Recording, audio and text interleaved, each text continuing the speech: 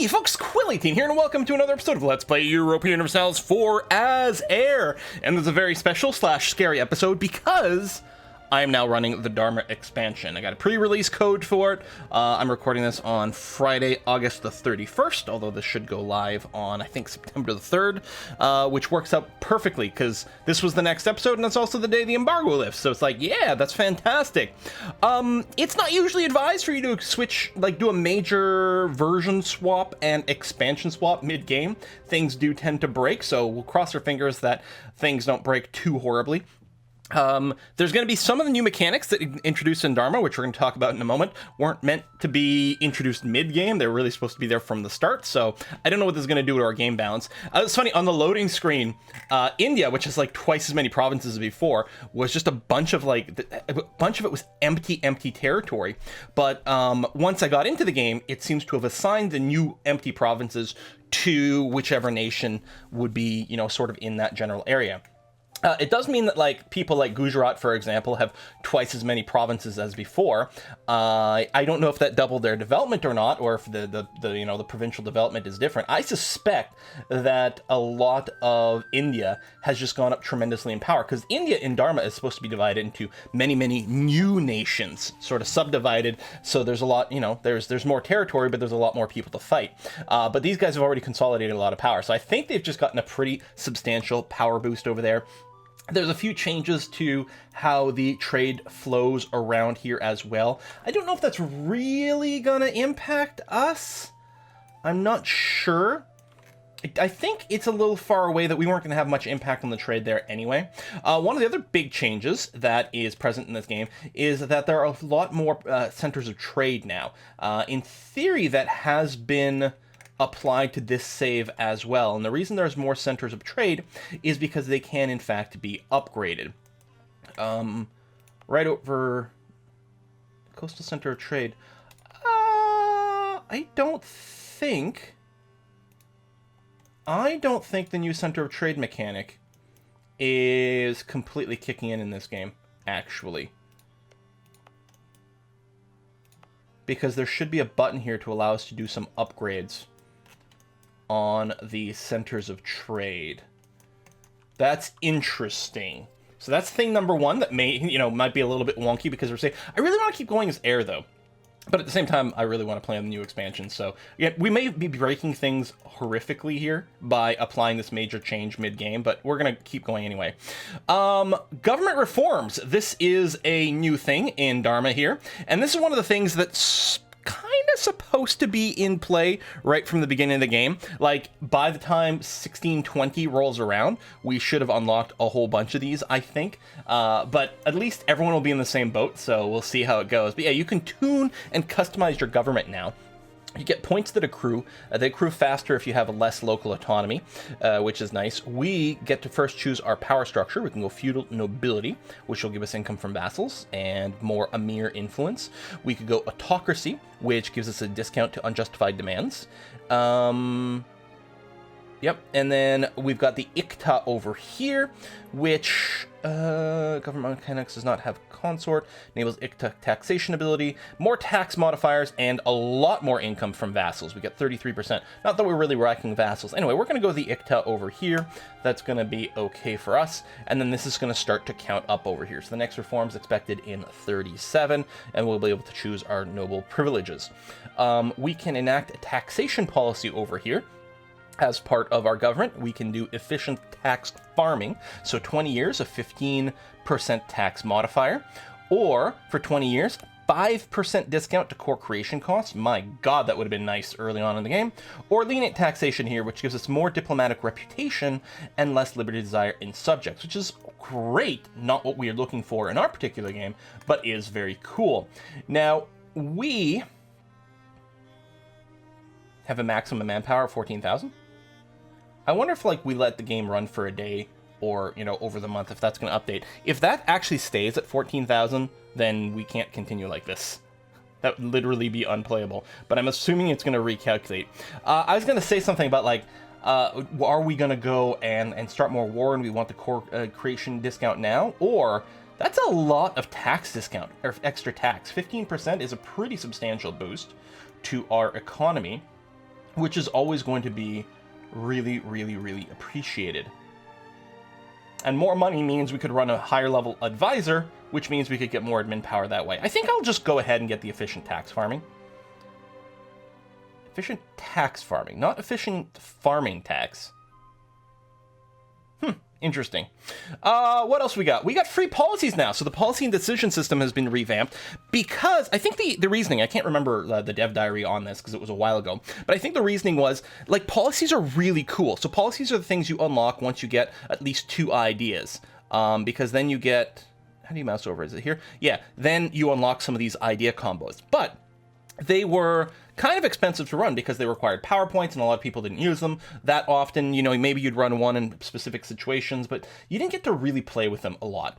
But now what you can have, you can run up to 3 of each type of policy, and I believe the first one is just free. The first one in each category is free, which is awesome. So we'll go ahead. I mean, we've only got one available in each one over here. So we're going to do this for 20% production efficiency. So it will raise our policy cost to 0. So we're not actually spending any power to do this, and we can't change it for 10 years, but that's okay. Same thing here, we can do benign neglect over here, 0 cost, excellent. And the Colonial Nobility Act for more national manpower modifier, hey, fantastic. What other pop-ups do we have that's new? Hey, we can make states. What's the deal with this? Well, now, as a way to, I don't know, represent the, bigger empire problems and things like that, if you exceed, so whatever your state limit is, if your state limit is, say, 15, then you have a territory limit of, say, 15. If you go above that, then you start to accrue corruption from that impact. So having too much territory without, like, you can't just keep a bunch of stuff as territories. You need, if you can't just unlimited territory everything, you've got to figure out other ways to balance it or offset your corruption or do something like that. But as a response to that, they have increased the number of states that you have available. So that's going to be fantastic for us here. We can make a few new states. The Congolese coast, for example, has 46 development. That's the one we're going to want to do first. That's right over here. So we'll go ahead and make that into this. And, oh, we don't actually have enough points to core everything. We'll core as much as we can, and we'll do some more after that. One of the other things that you'll notice on the provincial view is right over here. You can send your colonists to provinces you already control now to help encourage growth of that province. And you can see here, if we were to send it to Mayumba here, every year, yes, 25% chance every year of raising development by 1 point in a random category. The chance is reduced with higher development and affected by local development cost modifiers. So based on your development over here and discounts to the development cost, the chance might be better. So if we click around here, that's another 5. Here's a 3 development province. So we check here, we actually have a 41% chance to increase it. So you're not going to stick it in your capital, like especially ours, right? With our 54 development, we only have a 5% chance every year of raising it by 1 point. Although, I mean, that's still, it's still something, but it means that all the crap territory that we have in particular here, right? We had a lot of 111 provinces. We can get those to at least have 4 or 5 development fairly easily with our colonists, if the colonists have nothing else to do. And that's kind of cool, because late game, the colonists mostly just sit around there, partially idle, not really doing much for us. So we got that. We've got some disloyal estates, claims expiring. Oh, right, I can make more states. I guess Sicily, we'll go ahead and do that, because it does have a fair amount of development. So we'll go and do you. And next up might be the West African coast with 23. We might just want to save it, actually, because if we expand over here, more of these states are going to be pretty high development, and we might want to state those things instead. So that might be what we do. We are going to have to spend some more admin points to finish that, and that's going to be okay. Oh, what's one of the other cool things we can show off? So rebel factions. This is actually the primary reason I think that I'm going to be running this mod here. Oh, you're going to a colony, you're in a colony, you're in a colony. Yeah, okay, so this is going to be a little bit less of a good indicator, but we'll do what we can anyway. So instead of like autonomous rebel suppression, where the person just waits until the rebellion pops up and then goes and stomp them, right? And otherwise you can sort of just keep them in a province to unrest. So your military can provide up to -5 unrest in a province that they're in, and that happens if you've got a 25k stack of troops. And it would just do it by standing there. But now we've got this autonomous rebellion thing, and you can make areas to suppress rebellion. So this in the Guinea here, which is where we currently are, the highest unrest is 4.7. But as soon as I click this,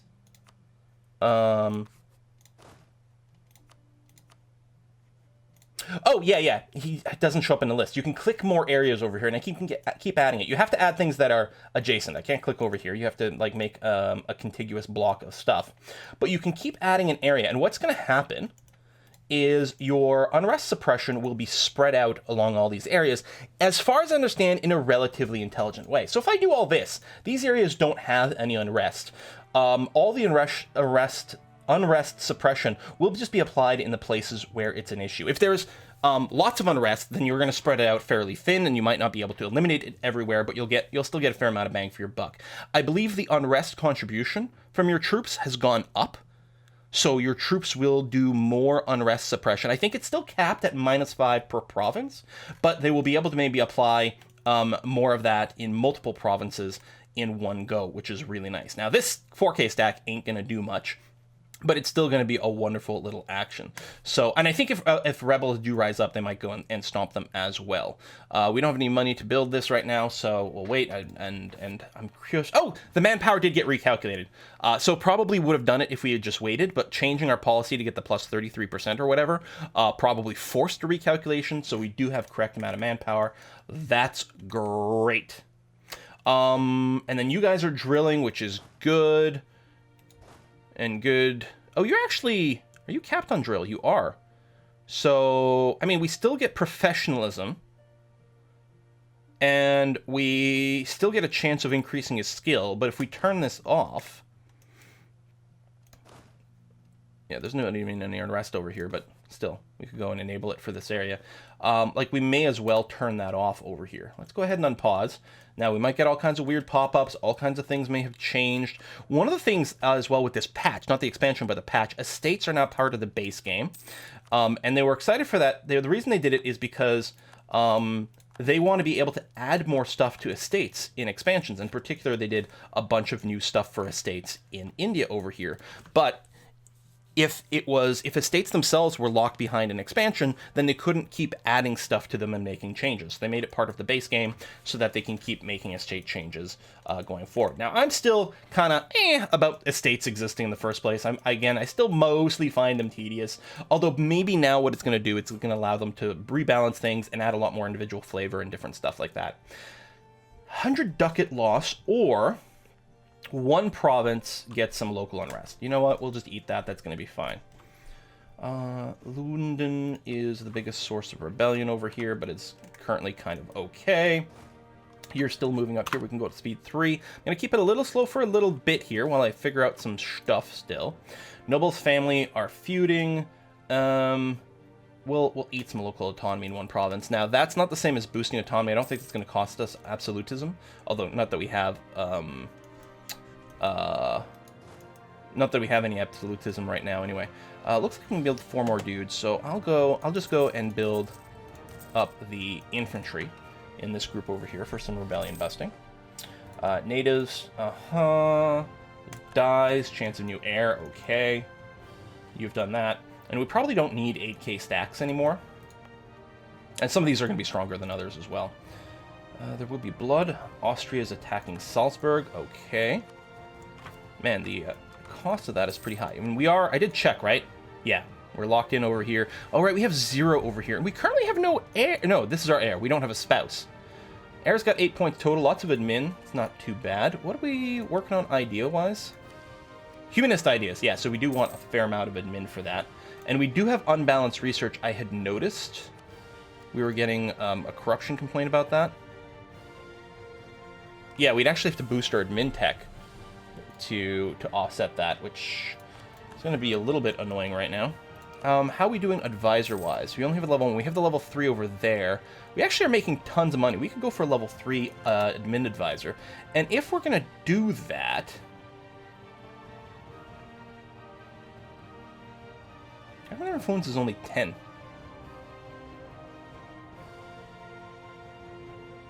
I know they rebalanced a bunch of things. Now these guys only get cranky when they hit 100% influence as opposed to 80. Huh. We have tons of loyalty with them. So we'll get these guys to like us too for some trade. I think we're good here for now. Huh. No influence over there. Now, that might be because of some game changes.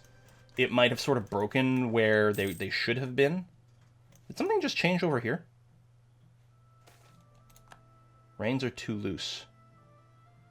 First, to treat our newly conquered enemies with respect for their liberties only led to an outburst of patriotic rabble-rousers. Lose a bunch of military power, or 5 years of separatism. Now, the thing is, normally I'd be opposed to losing any military power, but I'm 15 years ahead on military tech. I'm going to say send in the troops. Plus, we do want to keep the rebellion stuff under a little bit of control. We're auto-improving relations with the Ottomans. Auto-improving. Wasn't there another country here? Wasn't there still a sliver of something else? Maybe I'm wrong. It's been a while since the last time I played. I know you guys just saw the last episode yesterday. Increase in their influence. Oh, it'll give them a province, or you know what? Let's not worry about it. I'm sure that was not a good thing to do, but I did it anyway. So we don't really have a spy network going on in Portugal. In Castile, if we were to fabricate claims, 25 points. Oh, so we have one and only one claim right now in Castile. I think we'll go ahead and make some more. What about France? How are we sitting there? We have tons of claims on France. We don't have another one of those. We have buildings. Any really good taxation? The plus 10's not bad. Let's get that going. Actually, here's a question. Do I have any loans? No. Okay. No interest. I have no interest in loans. Turkish theologian. That'd be a half-price admin advisor for negative unrest, which might not be bad. I was talking about spending more money to get a better admin advisor regardless. You know what? Let's do this. And let's grab this guy. Russia is going to attack Chernigov. All right. How's Europe doing? Now, are these the Ottomans eating Poland? Yes. Oh my God, they're getting so powerful. But we managed to ally with them, right? I think this is us. Yes. Again, it's been so long. Waiting on that. We do have more money for more buildings. Anything crazy here? I mean, 9's not bad. Veneering. They have some sort of veneering disease over there. They're so passionate about it. Core. And okay, we'll hold off on the 0.8 buildings. Again, oh, these are not sorted. Okay. I'd arbitrarily set the boundary at 0.9 for whatever reason. I wasn't sitting around doing the math for it, but you know, it was like there. And then otherwise I'm gonna save up for words are hard. Manufactories. Conversion successful. Oh, that's another thing that's changed. You can no longer do culture conversion or religious conversion in territories. An offer of charter company. They want to buy from us the province of Benguela for the sum of 0 to make... No! Piss off. I'm not going to sell... No! It's my land. Are you guys just sitting here? I probably had a building queue to join the trading at some point, but that was pre-game, and the version change, and it probably broke some stuff. So I'm going to get you guys to just... protect trade in the Ivory Coast, and you should merge up there. We'll take a look at our fleet limit soon as well. Suffered a few casualties, that's fine. So yeah, if we take a look at you, what's our naval limit? 1, 2, 3, 4. Keep building some ships, please. How are we doing? We only have 40% of the trade power over here? That's crazy. Morocco's doing a fair bit, but we're going to go after them at some point. So manpower keeps climbing. Our cap's actually 91k now. We are at our force limit. Our stuff's still fairly spread out. And we do have these guys that are sort of stuck here.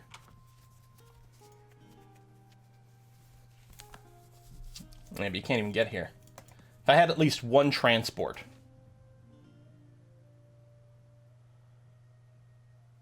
I should probably start to get some transports. Level 3 half price.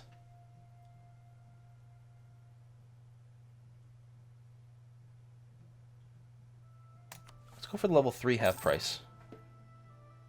Okay, natives. Uh-huh. I mean, we just sort of paid to hire him, so it sort of sucks to do this.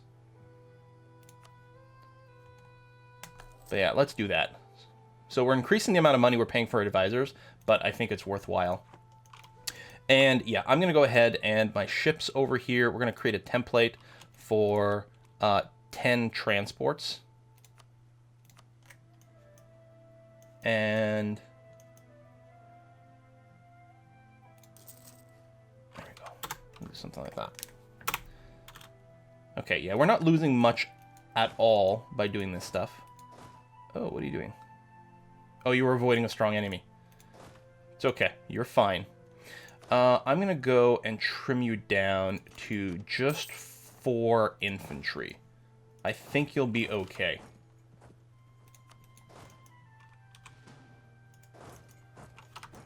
And over here as well. You even have a leader. Hey, free pop. Nice. You're going to move over here. Mosque is done. That's good. If we could save up money ahead of time before the war, that would be excellent. And I do want to go after Morocco. I know I'm being a little hesitant about things here. I'm sort of extra paranoid about like something going really glitchy, and I don't know. It's affecting the way I do things. Do I actually have neighboring provinces? I need 30. I actually already have 2 claims on you. You know what? You can stop building the spy network on Portugal. I'm sure that's going to be okay. I mean, we still need a ton of admin. We'd like to finish these ideas. Tolerance of heretics would help us out a fair bit.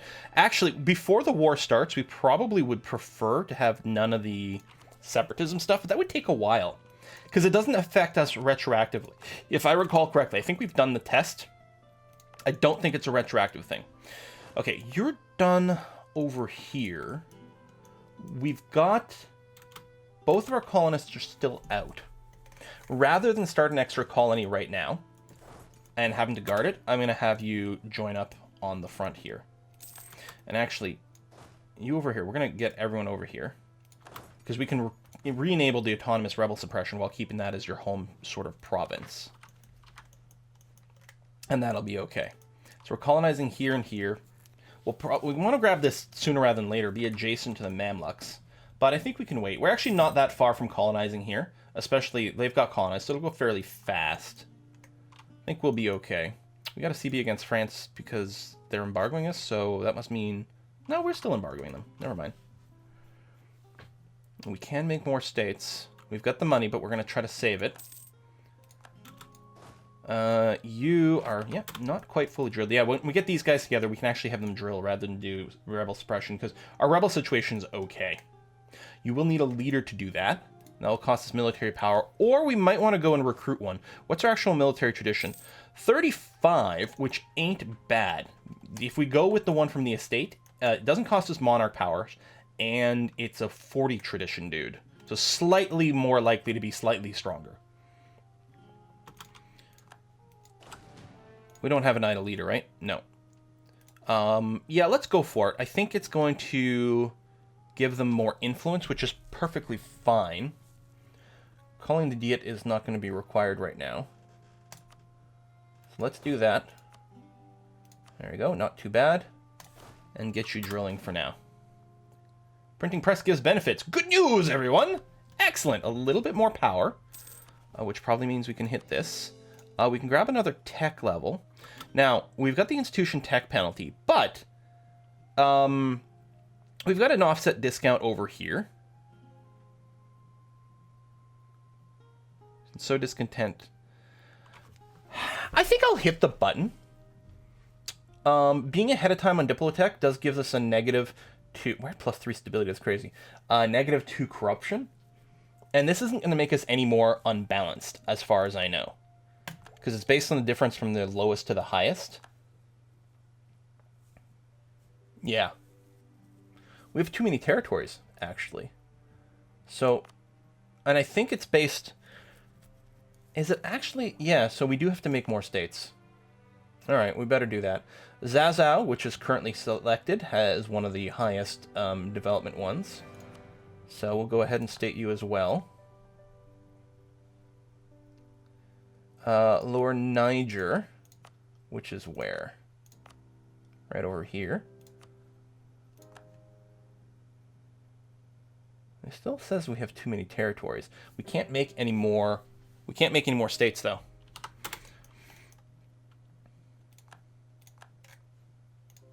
So can we find out over here? No, we should be okay.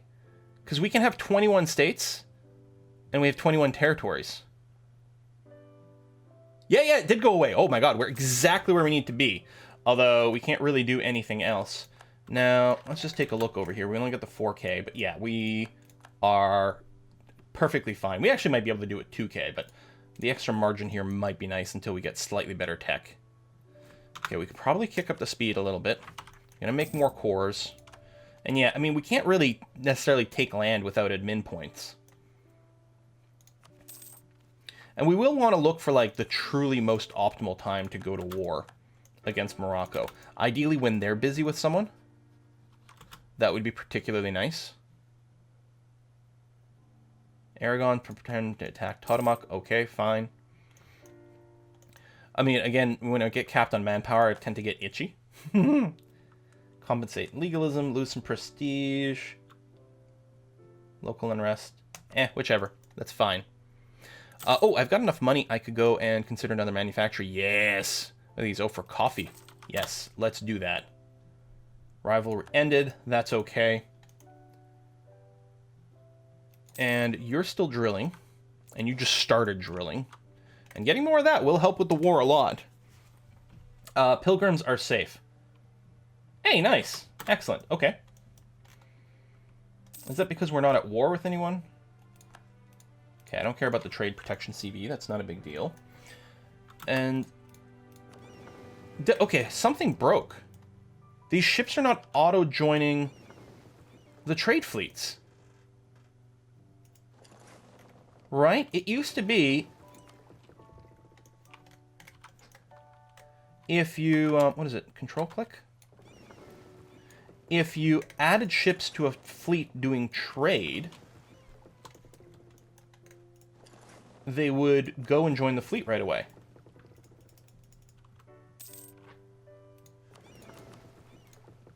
Huh. Maybe if I reset the fleet job again.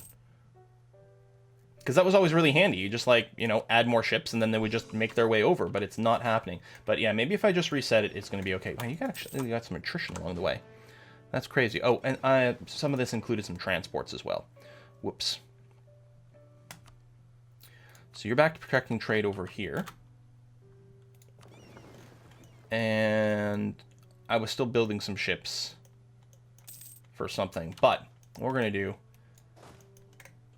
is we're going to start moving things over here. 5K at a time for now is going to be okay. All right, make some more cores. At least it happens instantly, which is nice. Ooh, there's a nice production center. I think because we finished a manufacturer somewhere else earlier. The Balearies have been converted. So keep doing that. I mean, a religious unity is at 99%. Thanks to humanism. So that's helping out a lot. Army's under attack. I think another wave of our transports just got built. So actually, let's get all these transports over here. And then we'll combine it and have the automated procedure working. More cores. Debate over Sufi practices. We want legalism. Charter company from Holland. No! Like, they really want to buy a province from me? Like, no! You just want to automatic... I don't remember ever seeing those. This must be a new feature, first of all. But, like, I'm way too powerful for that. Although, we are lacking, you know, some of the government reforms and things because of how things went. We got treason.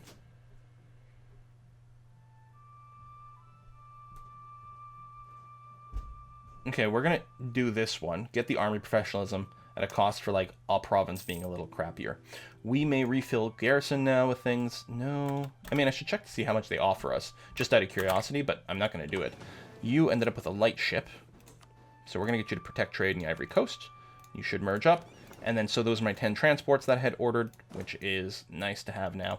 We're going to move you to Murcia, just 1 tile away from Morocco. There's no fort down here. Drylands, mountains. We could get one right here, which might help against Morocco, but isn't terribly relevant against European stuff. Although it does mean they'll have to go and siege something else, which is nice. Valencia's only in drylands. Hills, grassland, mountains. Plopping down forts in mountains is a really good way to hose up people who want to attack you. And it might be worth building. I've got the money, although they don't have the building slots. Well, I could add 1 development, say.